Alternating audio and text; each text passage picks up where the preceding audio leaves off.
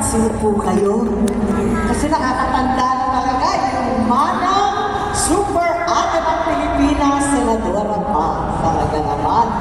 Pero magandang hapon po sa ating lahat at magandang hapon, Calamba, Laguna. At dito na naman ako. Isang maka-Diyos at makarisal na hapon po sa lahat ng kasama namin ngayon sa ating Jose Rizal Coliseum.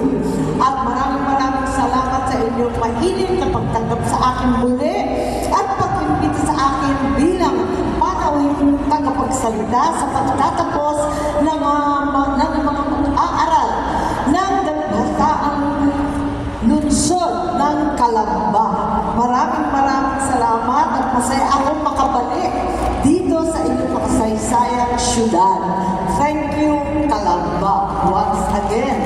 Ako, nandito ako noong 19 ng Hunyo bilang guest speaker sa ika-163 taon kapanganakan ng ating pambansang bayani at minamahal na anak ng Calamba, si Gap Jose Rizal, na isang napakagandang ehemplo para sa ating kabataan dahil sa kanyang bugtanging talino, sipag at pagmamahal sa inang bayan. Kaya andito na naman tayo, happy po ako at binabati ko ang aking kaibigan at tunay na laging sumasalubong sa akin, Mayor Roselier Ross Rizal. Palakpakan po natin ang ating pinamahal na Vice Mayor Toti Lasso Jr. Ang ating mga konsehales, pinamumunuhan ngayon ng aming konsehal ukol sa edukasyon, Dayan Espiridion, at buong pangkat ng konsehales. Mukhang may quorum tayo dito sa statue. Dito na tayo magsesyon. Completos Recados. Wala akong masabi. Higit sa lahat, syempre ang college president natin, Dr. Ronald Gonzales, na sobrang kompleto ang kanyang magpapakilala sa akin, halos wala na akong masabi. Kaya kung ano na lamang ang natitira.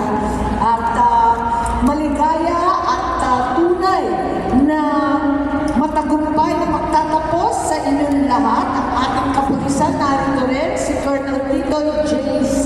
Puden.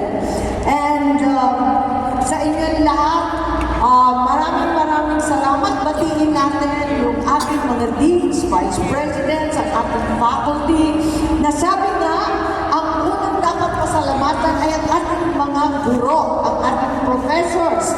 Mahalin ang ating mga professors dahil may patutunguhan ang buhay mo. Araw-araw ba naman silang may lesson plan. Mahalin ang ating mga profesor na hanggang kamatayan magmumukhang bata pagkat araw-araw kasama ang kabataan.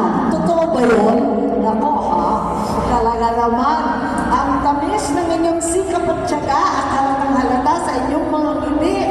Ang tawag dyan, ngiting tagumpay. Hindi lamang ng mga mag-aaral, kundi ng mga profesor. At syempre, ang ating mga minamahal na mga magulang, kung pasasalamatan naman, talagang dapat manguna na ang ating mga magulang, mga kamag-anak, mga kapatid, lahat ng tumulong sa ating pagtatapos.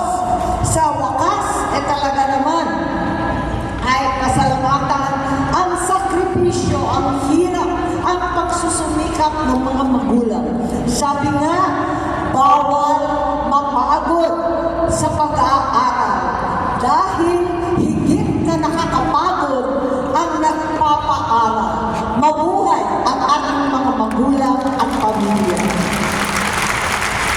At syempre, ang mga superstar ng araw na ito, ang 12 graduates na magsisipagtapos at sa Latin Honors. Ayan, ang cream of the crop for this batch 2024, unahin ang nag-iisang magna cum laude, Lea Ann Martin. Ayan, rated average na 1.207, nagtira pa.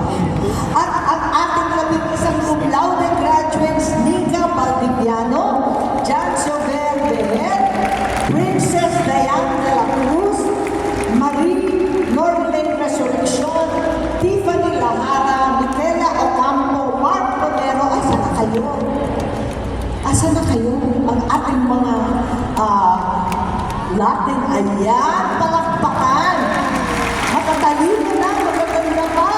Lucel Lacmoyan, Jane Merana, Alexa Ellis Manalo, Janine Alvarado, mga top-notcher ng March 2024. Ayan, thank you very much. May mga premyo kayo mamaya. At yung ibang hindi nabanggit, sigurado naman ako top-notcher kayo sa puso ng jowa ninyo. Ayan, sabi na, dapat mahalin ang inyong mga klase. Huwag minamahal ang lahat ng mga kaklase. Aray ko, ano ba yan? Pero aanin naman ang date kung di ka naman makapag-graduate.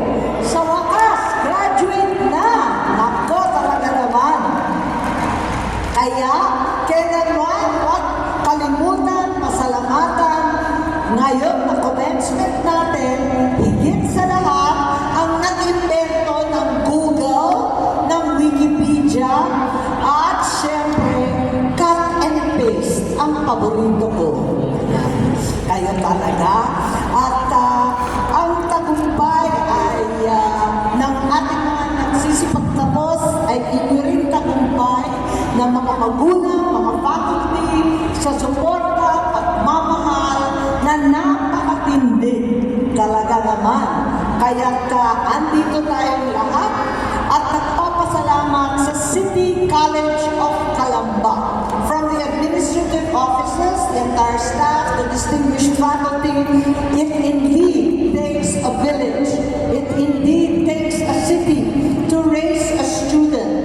And you are very much a part of the success of our graduates. Alam din natin, nakahanga-hanga ang pagtatag ng City College of Laguna noong 2006. 18 taon na nakalipas. Layon nito, magkaroon ng sariling lokal na pamantasan na abot kaya at college education ng mga kabataan sa Calamba. Sa pagsusumikap ng LGU na ipasa noong June 5, 2006 ang ordinansang nagtatag ng CCC. And indeed, you've come a long way since 2006. A long, long way. Alam ko na nag-umpisa kayo sa lumang City Hall na lamang. At ginawang pasilidad ito para sa CCD. Ang inauguration tinaon, syempre, sa birthday ni Gat Jose Rizal. You started with a mere handful of courses and over the years expanded to 13 programs including the vaunted and much awarded faculty in accountancy, information systems, early childhood, elementary and secondary education, psychology, and Bachelor of Science in IT. A total of 5,409 students have graduated since your founding, and today, the number of enrollees is 5,307. Congratulations indeed for your continued success, and we pray and shall support all your efforts. Matagal na nag-umpisa at sabi nga, halos squatter o informal settler pa lamang ang dalubhasaan ng lungsod ng Calamba sa lumang City Hall.